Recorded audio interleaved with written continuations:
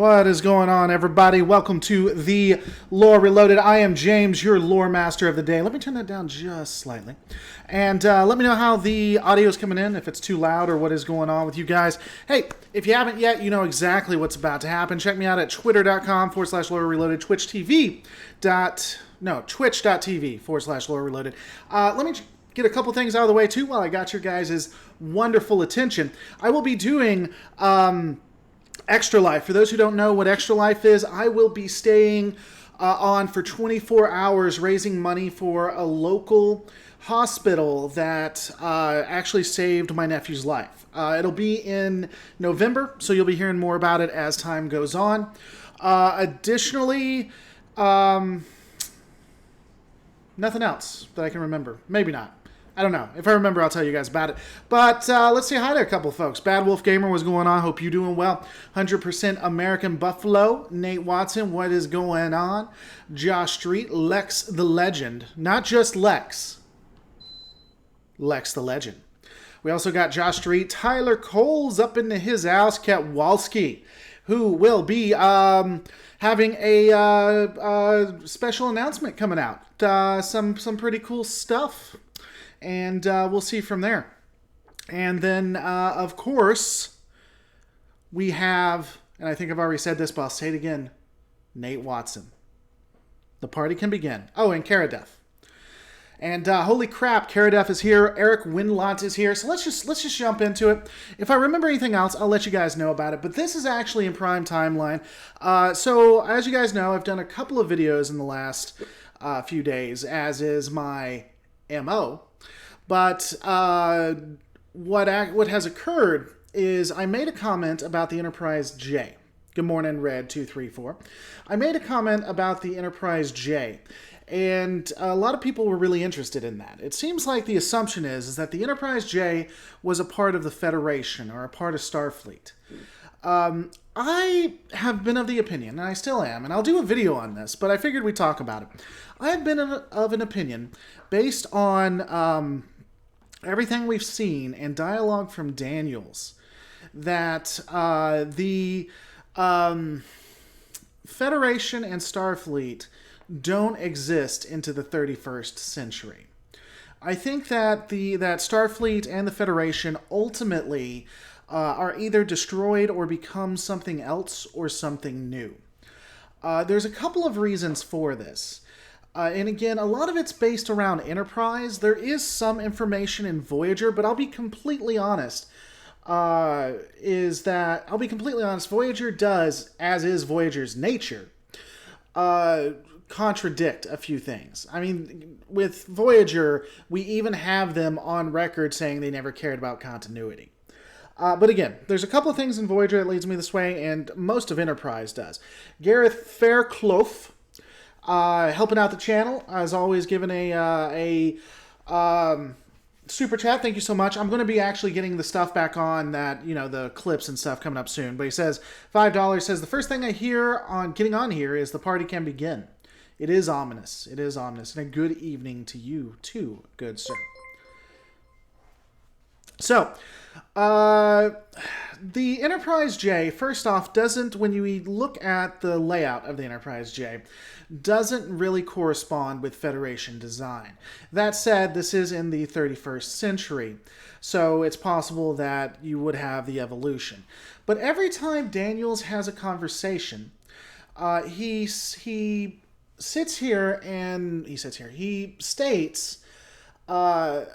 that he is something that's like the Federation. He talks about the Federation dispassionately. He talks about the Federation like we would talk about Rome, or like we would talk about, name whatever you want, Greece. He specifically goes out of his way to delineate between him and Starfleet and between whatever organization he works for and what any other things they're a part of.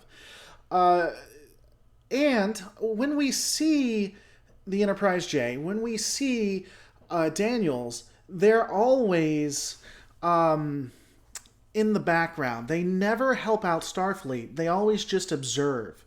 Like the battle with the, and spoilers if you haven't seen Enterprise. Um, in Enterprise, we notice them watching the sphere builders, but we don't see them engage in it. And again, he's sitting there looking at it as if this is just like we would watch on television a recreation of a battle. And yeah, like Gareth Fairclough says, yeah, he was always yeah in a manner of speaking when asked if he was with Starfleet. Again, I really think in the 31st century, when you take all of it and you put it together, there is enough evidence that shows that Starfleet and the Federation no longer exist. Now, that said, and a conservative Russian enjoying the stream, thank you so much again for supporting the channel. And it's always intriguing to meet a conservative who's not an American, because a conservative who's not a part of the United States is dissimilar from a conservative who is in the United States. So, always a pleasure. Star Trek Online is soft canon, so I'm not even taking a look at that at the moment.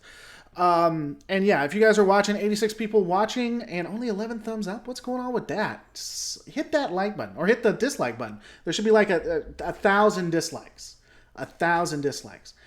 But what do you guys think? What are your opinions on it? To continue where I was going with, though, Daniel, I do think is based off of Earth. And I think Earth still holds recognition to the Federation. Because if you remember, during the worst plot twist in Enterprise's history, when Earth is destroyed and he walks out and he doesn't see the Federation emblem, it was either the Federation emblem or the Starfleet emblem. He doesn't see it coming out, and he's like, it's no longer there. He's like, it's as if it's no longer there. And so I honestly, when I watched that episode, because I rewatched that recently, I honestly took that kind of like, again, if you go to Rome and you see the Roman Colosseum, or you see all of these different statues that speak to what was and not what is.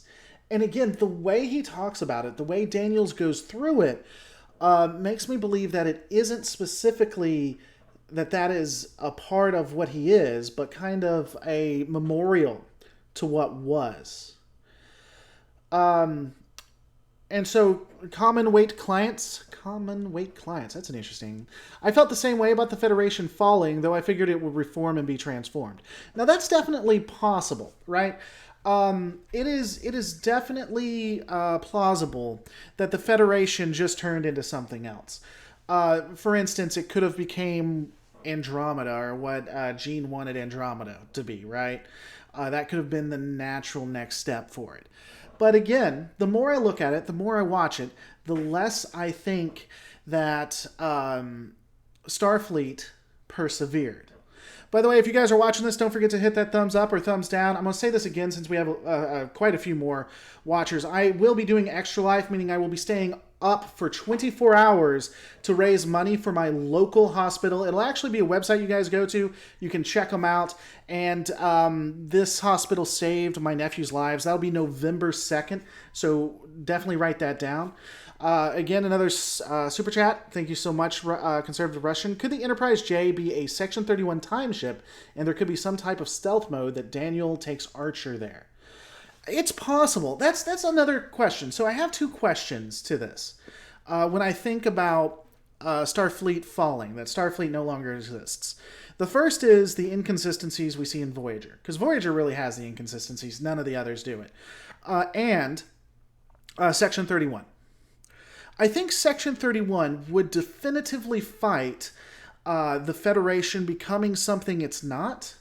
Again, more amalgamation, more what the Andromeda, what was it, the Commonwealth. They would fight the Federation becoming the Commonwealth?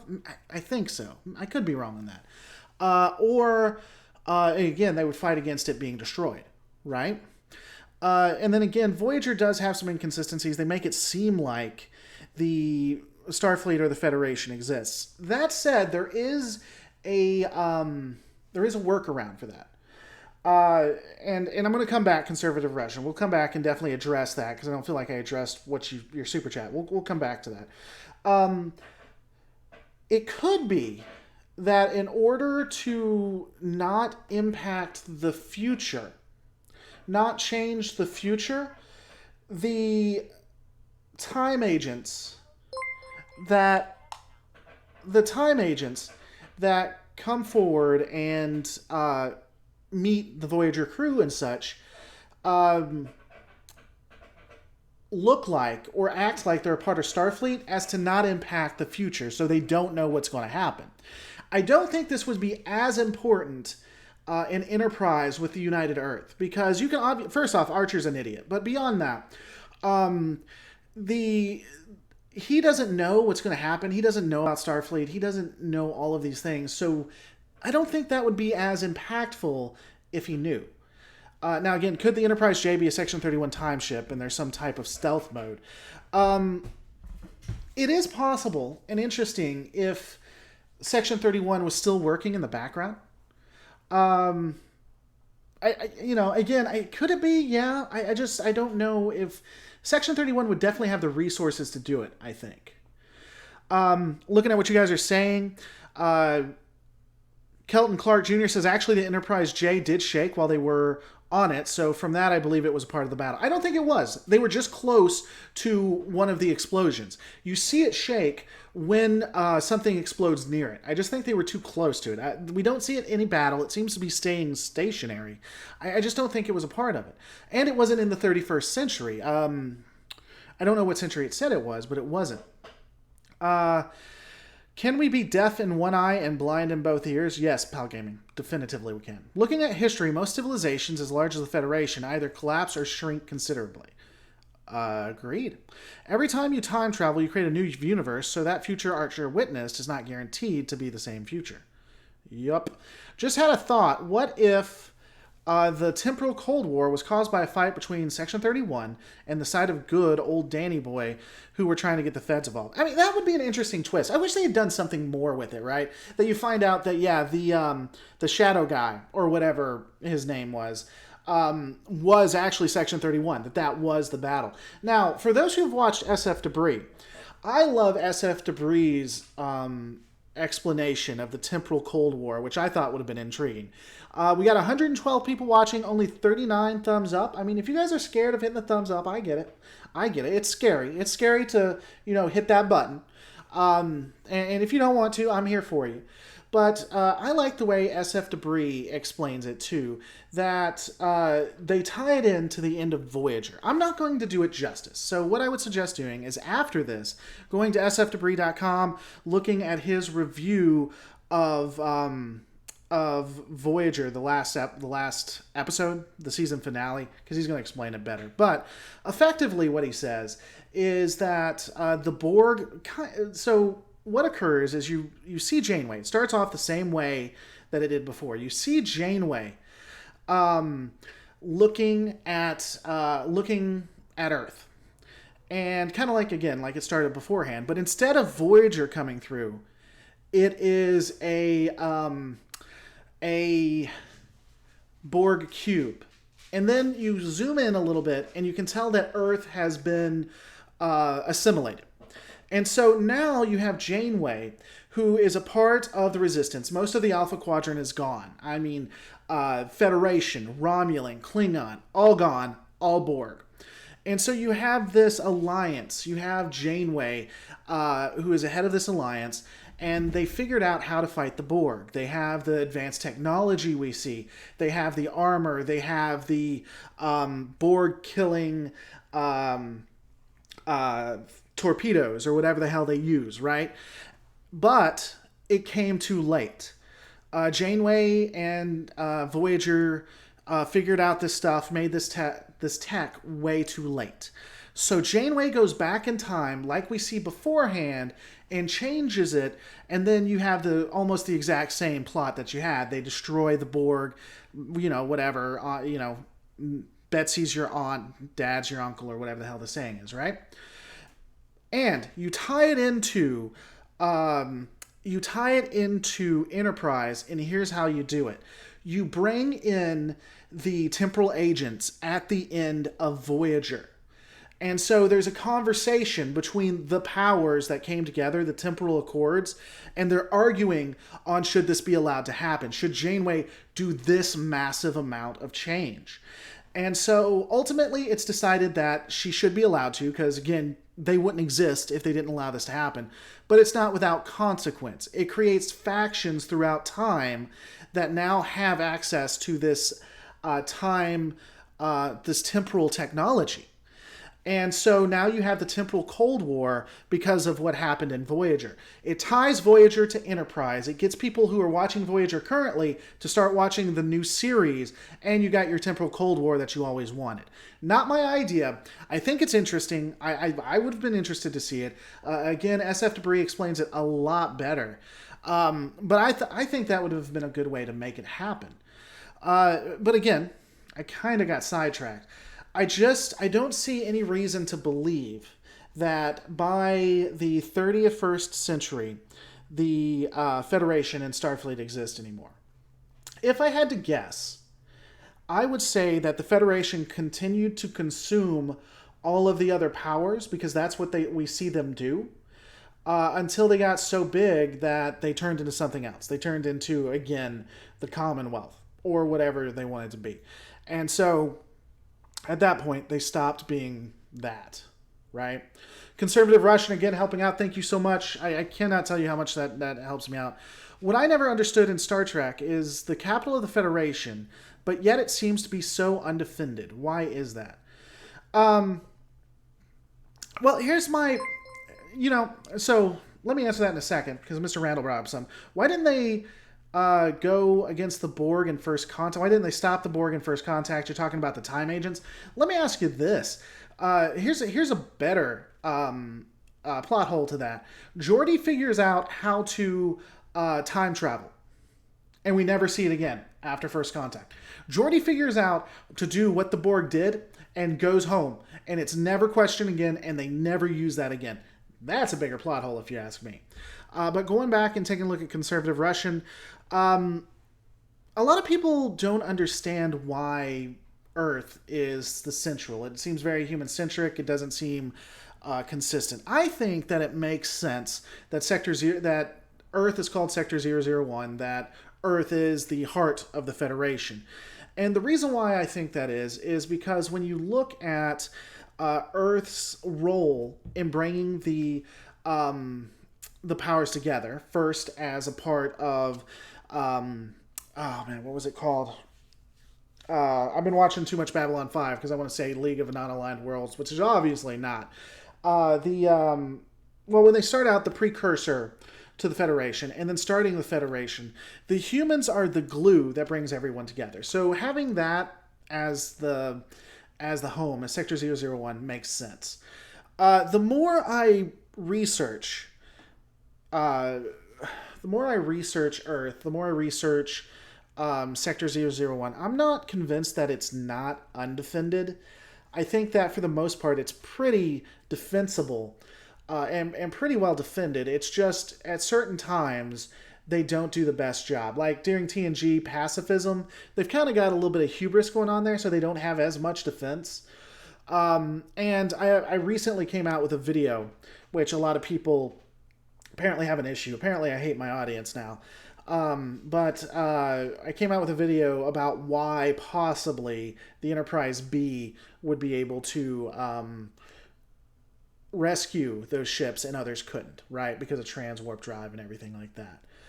And Katwalski brings up a good point. To be fair, Vulcan and I think Andoria are in Sector 001 as well. They started so they could get to... Well, and plus, Andorians would never want Vulcans to be the capital. Vulcans would never want Andoria to be the capital. So Earth would be a good neutral standpoint, since both Andorians and Vulcans like humans more than they like each other, right? Let's see. The Temporal Cold War would have been a heck of a hard thing to show. I agree. They didn't really do the best job with it. Gareth says, 28th century, Federation becomes the Terran Empire. Bam. Bam. Let's see. Gareth says, I'd say Geordi and the powers that be decided to shelve it as being too powerful, too tempting. So they figure out how to do time travel. Section 31 never gets that information, and they never use it again. It's just too powerful. That would be on par with the spore, not using the spore drive because it causes pain to humans, because it hurts humans. Red 234, I'd say the Federation was like the UK before World War II. My theory is a large war, worse than the Dominion War, consumed so many resources that the Federation couldn't support most of its territories. It's possible. It is possible. Let's see. If Enterprise B was an Excelsior, why was it decommissioned when Excelsiors are in the TNG era? We don't know what happened to the Excelsior, or the Enterprise B. Most beta canon says the Enterprise B was destroyed. There's no alpha canon on what occurred to it. That said, a good point is brought up. We rarely see the Enterprise B variant. We only see the original Excelsior, which again is what I'm used to and what I think of when I hear the Enterprise B. I think of the regular Excelsior. I'm not saying that it wasn't my fault. I should have continued on and further looked until I found a picture I was comfortable with. But yeah, I mean, when I think Enterprise B, I think Excelsior. When I think Excelsior, I think the pick that I just used. But yeah, we don't see that variant a lot. I will say this though, I've always had the opinion that most Enterprise variants, the reason we don't see them is because to honor the Enterprise, once the Enterprise gets its own variant, it gets the Constitution, or gets the Enterprise A variant, or gets the Excelsior, the specialized Excelsior variant, they decommission them. Now, of course, this goes to hell when you look at like the 6,000 Galaxy classes that exist in DS9 and Voyager. But still, that was always, at least for the original ones, that's why I don't think we see any Constitution class ships, because I just think that they probably decommissioned as a way to honor the Enterprise. But when you have a Miranda and the regular Excelsior, they use those like they're Pez dispensers and candy, right? The Klingon Empire is on the verge of collapse as is, and the Romulan Star Empire is dying thanks to Romulus going boom. Yeah, I mean, again, there's a lot of reasons why to think that everything would be consumed by the Federation. The best thing that ever happened to the Federation, believe it or not, was the Dominion War. In the long term, in the long run. Best thing that could have ever happened to them, honestly. Does Okuda's encyclopedia count as alpha or beta? I believe that's beta canon, good friend. Most everything is beta unless it's on screen.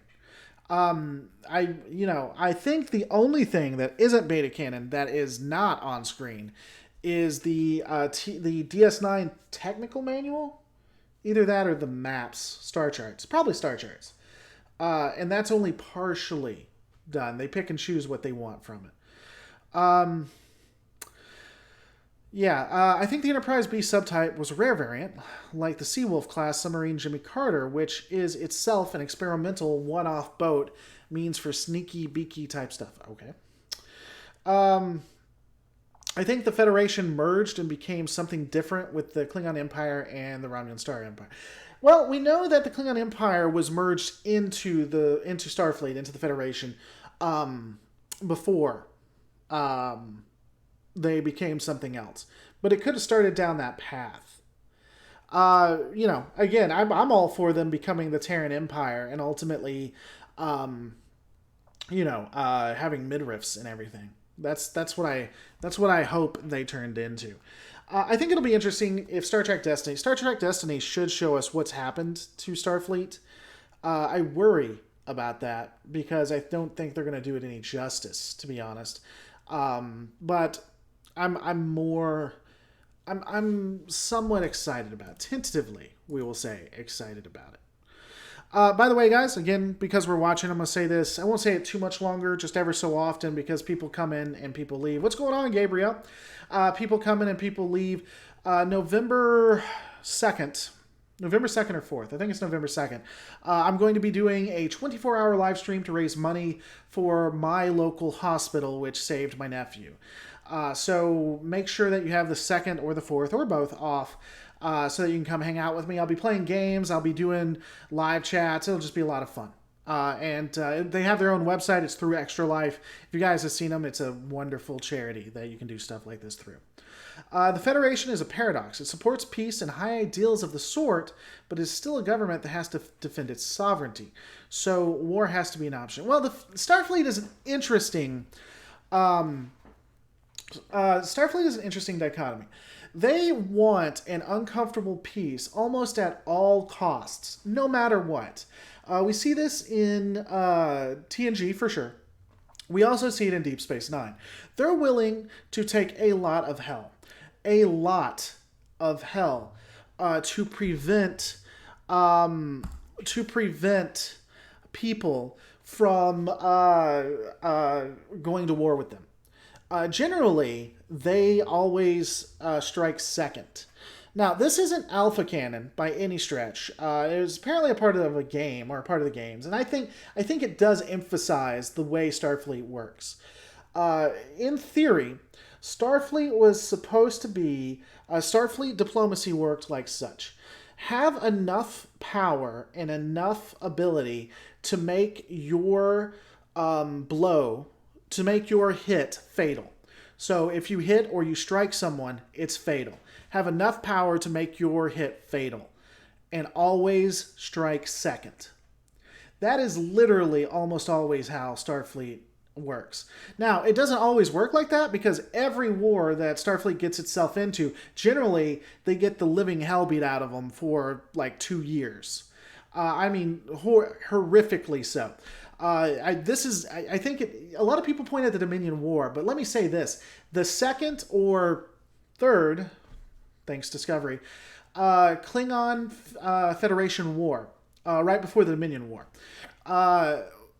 the Starfleet was preparing for the attack. Starfleet knew the Klingons were going to attack. They reinforced their borders and still got the living hell beat out of them when the Klingons came a-knocking. And so generally they lose quite a bit. The fact that the Federation still has a state shows that they are not really communist. Okay. Speaking of expanding the Federation, I wonder if Starfleet would ever create a second academy to make it more efficient to teach cadets. I'm not convinced that they don't have a second academy. If it is, what is it, 8,000 light years or something like that? 130 planets. You're telling me that if you're on the far side, it's going to take months to years for you to get to Starfleet Academy once you've been accepted? Though, again, maybe Starfleet Academy officers, you have to go to Starfleet Academy. But if you're enlisted, you can do it from satellite places. I don't know.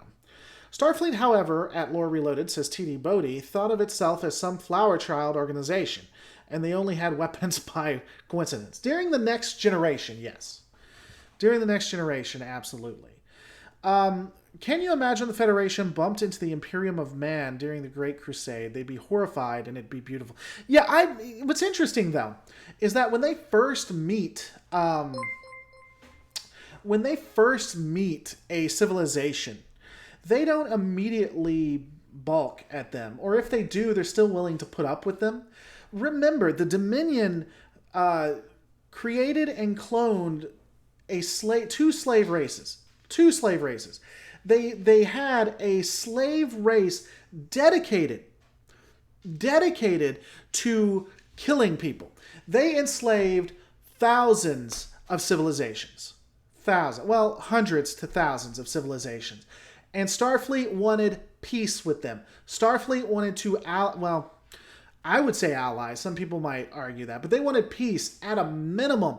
They wanted to be friends with a civilization that used brute force to keep everybody in line and used cloned slave races. That cannot be understated. Winell, $20. Again, thank you so much. It's stuff like this that really helps me out. Starfleet has been on the cusp of performing a coup several times in Star Trek history against the Federation. The most explicit in Star Trek 6. Beyond Section 31, Starfleet's militant views ran paradoxical to Federation values. That's an interesting point, and I don't disagree with that.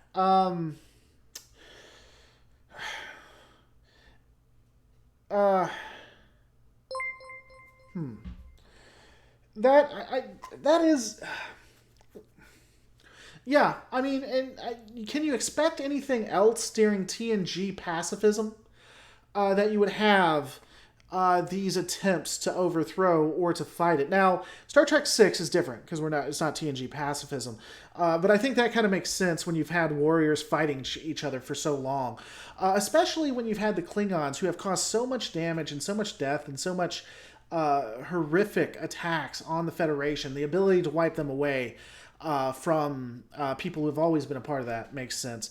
But yeah, especially, and when you look at the threats, when you look at the Borg, when you look at the Dominion, when you look at that parasite that was supposed to be the Borg, the bug that had the thing on the back of the neck. So yeah, I mean that I think that the Starfleet's inability to recognize that it's a military and do even the most basic of defense does breed that. I completely agree with you there. Let's see, where was it? Someone said something that I wanted to address. Norkel Prepper says, Laura, can I point out in one episode you said TNG had no money, but in the first episode, Crusher buys cloth at 4 points. So first off, let me ask you this. Do we actually see her use money or use credits? Beyond that, it is Captain Picard, it is several others specifically that point out that no money exists anymore. Captain Picard says it more times than I can count. Beyond that, the Federation has had reserves that they use to interact with other governments, especially the Ferengi, right? We know that when they needed money, they would have reserves that they could use. But within the Federation itself, all money was gone. There was no need for it. Now they just do it to improve themselves. I would have to go back and watch that specific episode, but Dollars to Donuts, she didn't give any money, and if she did, was that a Federation of Planet? It couldn't have been, because they were hiding that. So, I mean, I don't know. And it's not just Earth. It is the entire Federation. People have tried to get around and say, well, it's just Earth or what. No. Picard is very, very, very clear about this. And you see it in Deep Space Nine, too, and Sisko talks about it. There is no money. Money does not exist within the Federation. A full stop. And again, if you point out specific episodes where it may be, or you can take it out, that is a continuity inconsistency. It is beyond clear. It's just like warp drive. We don't know how fast warp drive works, but warp drive exists. And TNG and on, currency doesn't exist within the Federation. At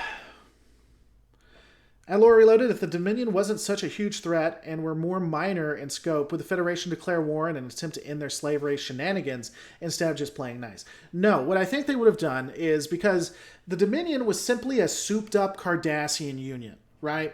And Starfleet did not want to fight the Cardassian Union. The Cardassian Union, in fact, attacks them. I would say that they would do what they did with the Cardassian Union, which was to put pressure upon the Dominion and try to change them that way. Because that's what they did in...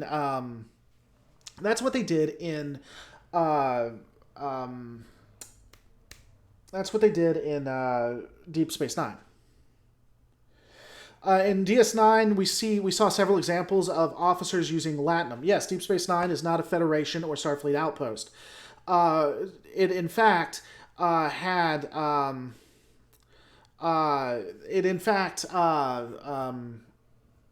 was mainly, well, it was Bajoran, and Quark had a big part. And in fact, there was an entire episode where Jake had no idea how an economy worked. Remember the Great River or whatever the hell. And he had to be taught by a Ferengi. And he pointed out, he's like, hey, I'm a human. I'm a part of the Federation. We don't use money. I mean, that was a big part of the entire episode. No, DS9 is not a station controlled by the... It depends on what you mean by controlled. Deep Space Nine is administrated by the Federation. The Federation does not count it as one of its own, and even into the Dominion War. It is a Bajoran station. It is run generally by Bajoran law, administrated by Starfleet, so that the Cardassian Union will stay the hell away. It is not considered a Starfleet installation. It is not run under Starfleet law. It was, in fact, a huge issue when the Dominion decided to attack Deep Space Nine. And remember, Kira came up and she said, hey, this is a Bajoran... Now, obviously, she was just being facetious, but she came up and she said, hey, this is a Bajoran station. It's under Bajoran law. I demand that you give it back to us because we don't want to be a part of this war, right? And she was being facetious. She wanted to help out, but still, she said it just so that Bajor wouldn't be pulled into the war. It was not. That is definitively. I would say you are stretching very far to say that Deep Space Nine was at any point considered a Federation outpost. And again, the only reason Starfleet was there, the only reason the Federation was there, was to prevent the Cardassians from coming back and just taking over. Now, Bajor wanted to become a part, but... Yeah, no, it's. I doubt Starfleet would have upgraded the weapons on Deep Space Nine if it wasn't considered a Starfleet post. I disagree, being that the Dominion would beat the living hell out of the Federation and Starfleet. There's multiple times. Darren, I completely disagree. There's multiple times where they had to bow to Bajor and what Bajor wanted, and they followed Bajoran rules. And it was specifically noted that it was a Bajoran station. Now, that said... Bajor wanted to become a part of the Federation. And so they were moving towards that, but until that, it was still a Federation outpost. And even if I did accept that it was a Starfleet station, which I don't, I think that they still interacted with the Romulans, with the Cardassians, with the Klingons, with the Ferengi, with any species that comes through the the Gamma Quadrant, and so they would run on a currency. Yeah, I mean, I saw you when you said that the first time. Picard even says that it will soon become one of our most important posts. I don't think it was a Federation post. Picard also says that... Picard says a lot of things I disagree with. So, I mean, him saying that doesn't make it so, right? Janeway says that Kirk and all of them should have been arrested, or would have been arrested, right? But, yeah. So, let's talk about currency, right? So we know during the original series they had currency. They talked about real money. They talked about spending money. In the Next Generation, Picard and others, it's not just Picard, and others go out of their way to say that there's no currency, that those in the Federation go to improve themselves. They don't make money or anything like that. We do see that there is a form of currency that exists, though. And I think that someone said that people who are currency-less are idiots, or they're not truly currency-less. I would say that is somewhat true, because we do see that on the Enterprise and on Voyager, that they use energy, like the time slots for hollows and whatever. So I think that there is still currency and stuff. It's just not like you said. I would agree with that you have whatever it says permittable. And I would say that there would be replicator rations and things. You agree with Picard on his money views, though, says Speck of Stardust. Well, here's the thing on that. It's not just him. It's stated multiple times by multiple characters, both on the TNG crew and not, and it's into Deep Space Nine. So, Darren Wagner on TNG, the currency was sexual favors. It's funny because it's true. So stupid. Where was I going? You completely derailed me on that. I think they had forms of currency, and in the background they did. And kind of like what someone said, Riker had won credits and didn't really seem to care about them all that much. And when we think about it logically, if you have replicators, what's the point in needing money? You know, why would you need money once a replicator exists? Did the Bajorans help Starfleet upgrade the Deep Space Nine station phasers with Bajoran phasers? Says Captain Jesse One. I don't think so. I don't think that Bajoran phasers were anything near what the Federation could get. I think they helped upgrade it, but I don't think that they used any Bajoran technology. Bajoran technology was so out of date. When you look during the Dominion War, remember when the Romulans were arming the moon, right? They were putting Romulan bases and Romulan weapons on the Bajoran moon, and so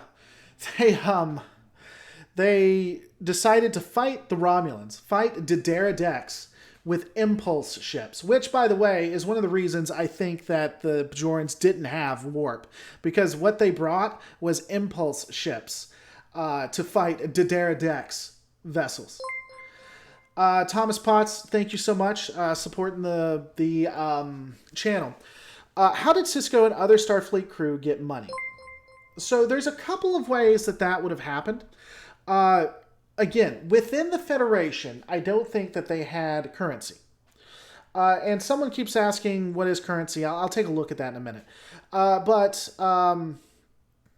they talk about, they don't use it within the Federation. I do wonder, again, we see that Starfleet and the Federation has money when they need it to deal with other governments. And only other governments do they ever have money, right? So I think that on outposts that interact with species that use currency like that they would have enough or they would pay. And again, we see through the Dabo and things like that. Also, I think trade would still be pretty relevant, pretty prevalent, right? That you could offer your hollow time, or you could offer energy, or as powerful as Starfleet is, I'm sure they could offer other things, right? Jose Corrales asks, again, what is currency? There will always be trade. I don't think the Federation is a command or market economy. I think, however, they will have some type of trade. I could see that. I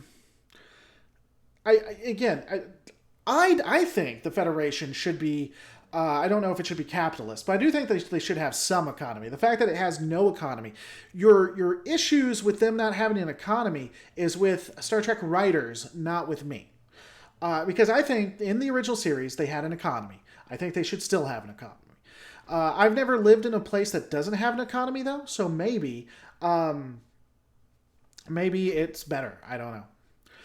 The Federation are totally dictatorial scum to human colonies. I agree with that, 90 Lancaster. That is accurate. Gareth says, reserves my eye. The Federation is the biggest money counterfeiting ring the universe has ever seen. Probably. They probably made it all. Because you can't replicate gold-pressed latinum, right? I bet they figured it out. Which makes me wonder, how do you make gold-pressed latinum? If you can't replicate it, maybe they explain it. I don't know.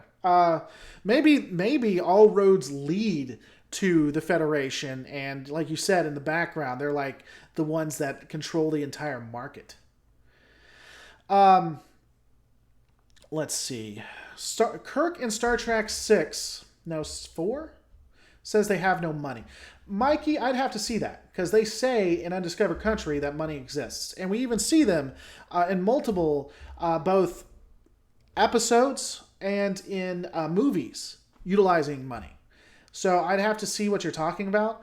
I wouldn't be surprised if that existed, though. But if it did, again, it's an inconsistent writing.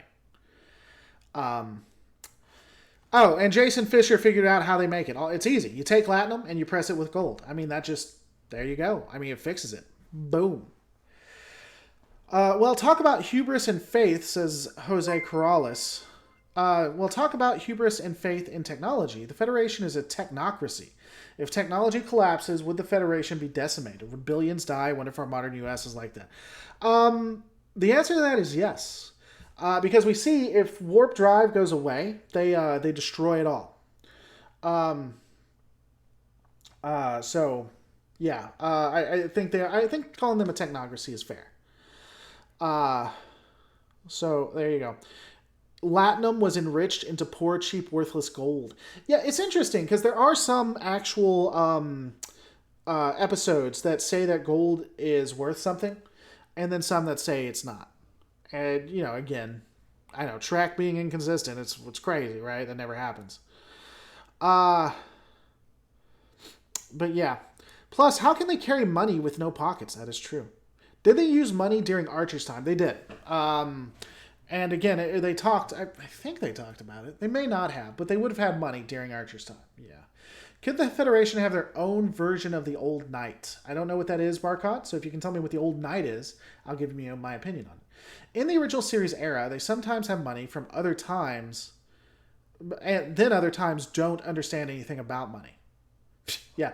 The original series, I love the original series. I think the original series does technology right, if you ask me. I think that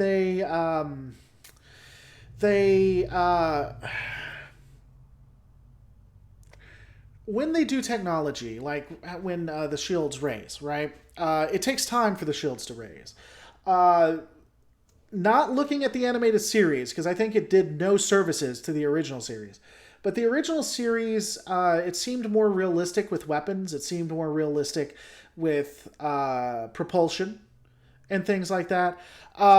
Really, I think they started getting kind of fantasy, not too bad, into TNG.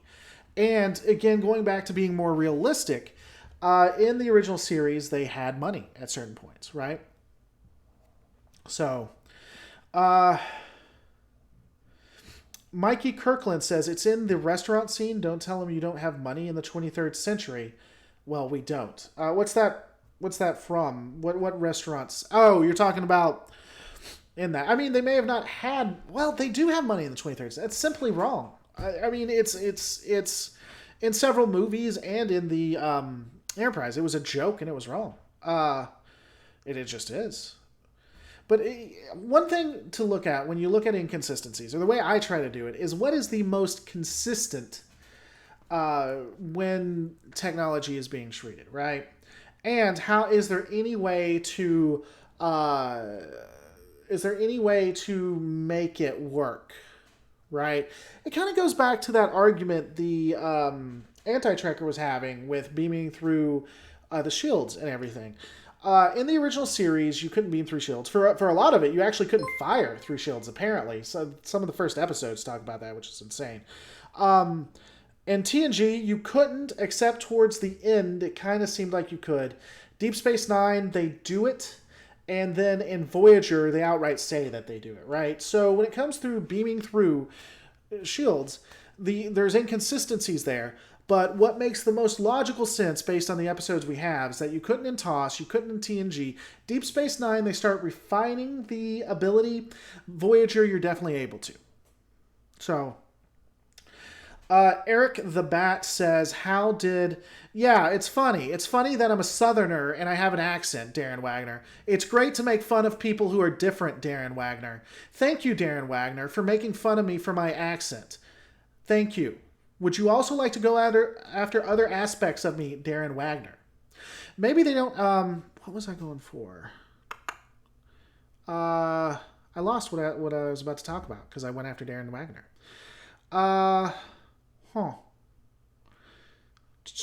Maybe they don't have hard money. Well, maybe not. They don't need money, but they have money. Okay. Oh, man. I don't know. Maybe I shouldn't be smart aleck with Darren Wagner. You don't sound like a Southern. I do, because I can't say anything I can't say shields. I can't say will. I can't say build. I can't do the UILD. The ILD, I can't. That's a part of being Southern. Yeah, so when I say shields, it sounds like shields. It's not shields. That sounds weird to me. Shields sounds weird to me. Like track. I used to say Star Trek. You know why you say Star Trek? Because everybody here says Star Trek. Everybody in my town says Star Trek. That's why I say Star Trek. But I don't anymore. I say Star Trek. Oh, the question about the restaurant. Yeah, I mean, so the reason why the restaurant still existed is because it's what he wanted to do. Even if you don't need money, um, uh, even for people who don't want money, you still have things you want to do, right? I could go. I do this because I do this because I really enjoy it, not because I make a massive amount of money. I could go into the corporate field and make field. I could go into the corporate arena and make quite a bit more money than I do now. But I do this because I enjoy it and because I'm able to support myself off of it and take care of my kids. So yeah. Mikey Kirkland says, wow, rude, mate. Dude, welcome to the Lore Reloaded, brother. Look, I enjoy it. I'm laid back. I can't have a temper, and I do, have a back and forth. So, there we go. If you don't like that, then this may not be the channel for you. I don't mean that in a bad way. A lot of people get upset. I can get on that stand. A lot of people get upset because I respond the way I do. Look, if you don't like the way I react, then that sucks. I'm sorry, but this may not be the channel for you. I'm gonna react the way I'm gonna react. I'm gonna have the actions. Me and Darren are actually good friends. I like Darren. He has my email. Me and him talk on email ever so often. I've told Darren he can come on the show, and he's gonna come on the show at some point. But this is just the way I am. I mean, if you don't like it, I don't want people to leave, but it may not be the show for everybody, It's a Southern thing, yeah. Being a busboy would be pointless. Well, I mean, again, I don't know. There are probably people who enjoy. Oh, Mikey Kirkland says, "Not you, mate. I was talking to Darren." Oh, okay. I'm sorry. That I will admit I may be a little bit defensive right now because that's been something people have been yelling at me for the last week or so. So I apologize. Yeah, me and Darren are good. Me and Darren are. Darren's a good guy. He's just razzing me, and I razz him back. Would you say your temper is made of pure explodium? It is, in fact, made of pure explodium. That is accurate. Jennifer Zock, you be you. I like you. I like you too, Jennifer. I like you too. I like 90 Lancaster. I'll tell you, 90 Lancaster, let me be honest with you. Let me be completely honest. 90 Lancaster, you did trigger me to a degree. When we were talking on Gamer 48, and you're like, it's my favorite. What was it? It's my favorite wiki, not scourer, but you said my favorite wiki researcher or something like that. And I mean, I use wiki. That's one of the places I go and I start, and then I try to do my own research from it. But I'll be honest, you got me on that one. I didn't know if you were trying to get me, but you did get a rise from me a little bit. So I got to give you some credit there. Because Wiki Farmer. That's exactly what you called me, Wiki Farmer. That got me. I do try to be laid back, but yeah, that sincerely got me for a second. Here's the calculus here. I work a job. It's to get money to eat, maintain a house, support my family. If I had a machine that made these things instantly and energy to cost, I won't need money. So here's the thing.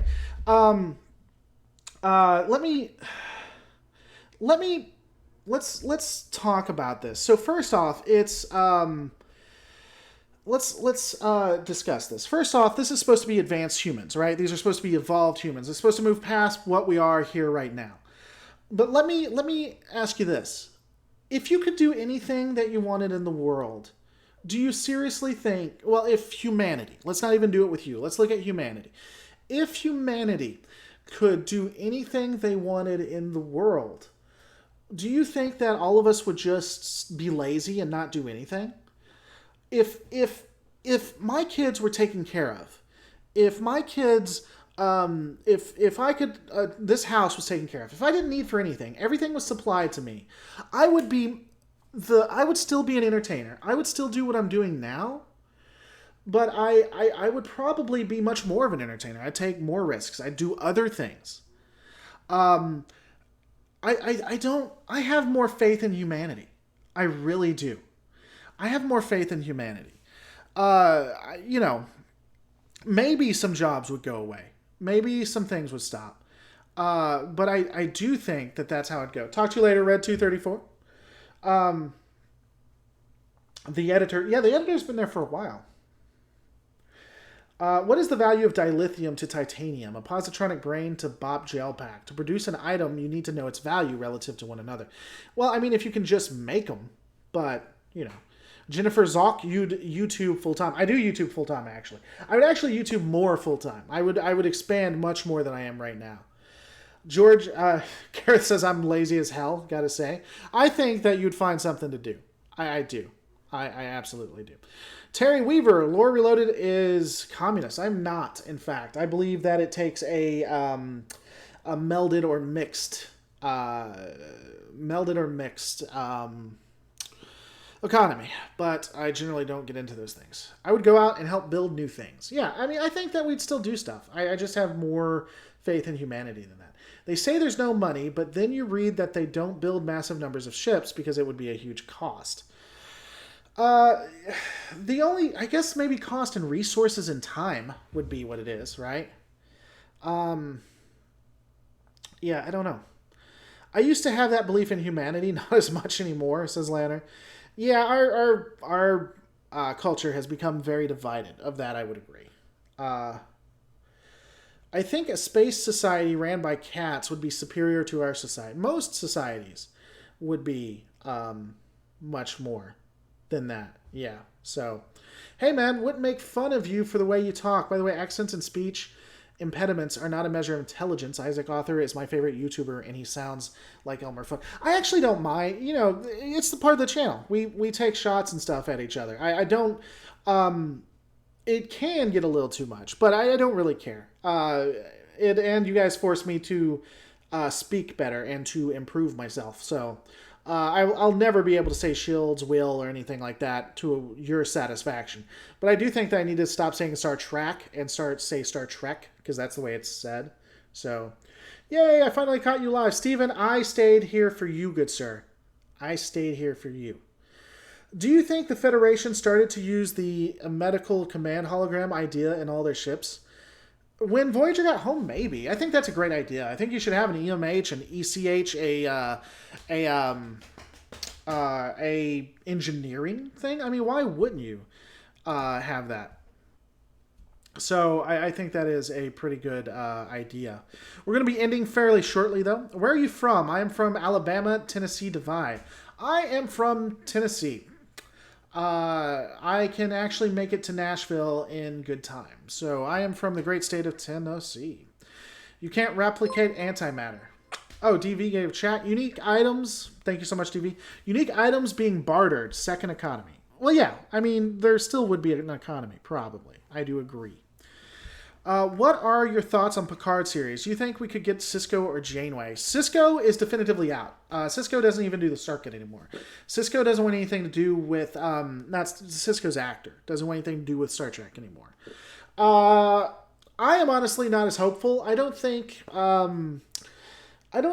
Picard's actor, Patrick Stewart, Sir Patrick Stewart, would be.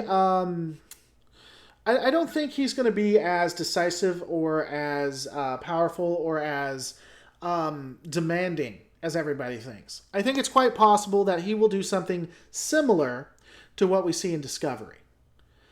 So I'm not convinced. Honestly, I hope that it goes well, but I honestly don't know. And me and old Firemaster had the exact same idea. Like if they could pull that apart and figure it out, and they could cruise ships with emergency crew. Yeah, I mean, there's no reason. But if you're going to do that, if you're going to have an emergency crew that's all holograms, then there's no reason not to just have it run from the computer. But if you start doing the Prometheus, where was it Prometheus? Is that the name of it? The Prometheus. Why do I not want to say it's the Prometheus? The ship that can break into 3 different parts. If you have the ability to have holograms on all decks, then you need to have emergency medical, emergency chief engineer, emergency command. That only makes sense. Yeah.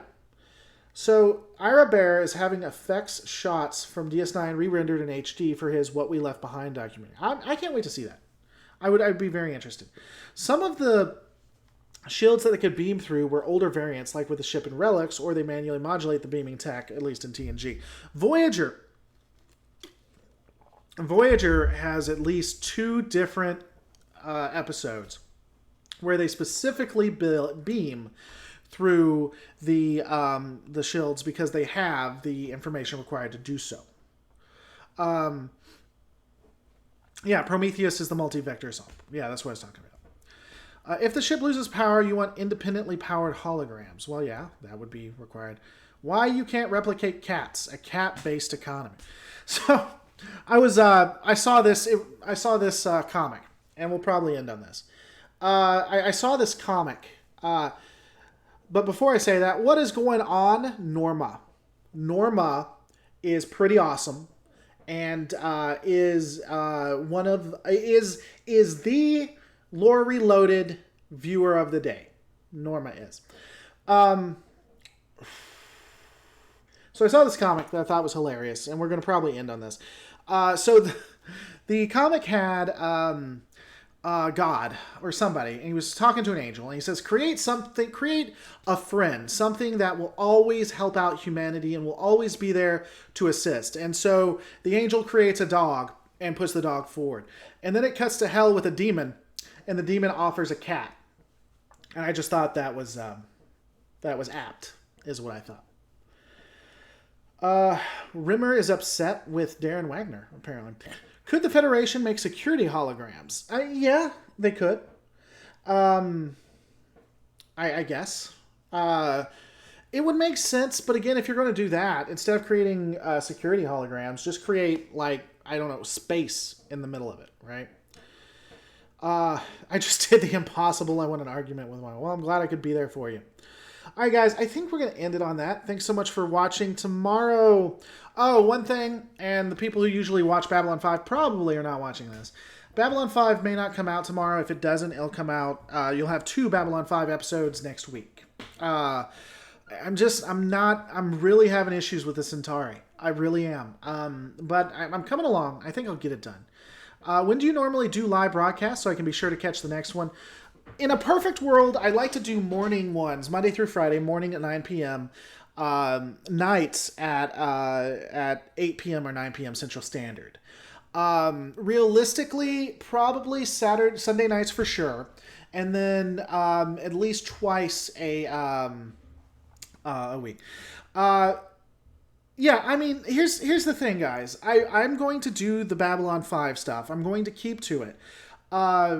I'm actually talking to some people. I still may contact you, Winnow, but I want it to do well. People think I make a lot of mistakes. I would agree. I would disagree. I think people are nitpicking. That said, when I make a big mistake, it really bugs me. And so, because I'm not as comfortable with Babylon 5 as I am with Star Trek, I'm taking a little bit more time with it. And so I'm going to do this. I'm probably going to mess something up big, and people are just going to get pissed off at it. But, it is what it is. But yeah, all right, guys. Thanks so much for watching. Don't forget to rate, comment, and subscribe, and we'll see you on the next Lore Reloaded.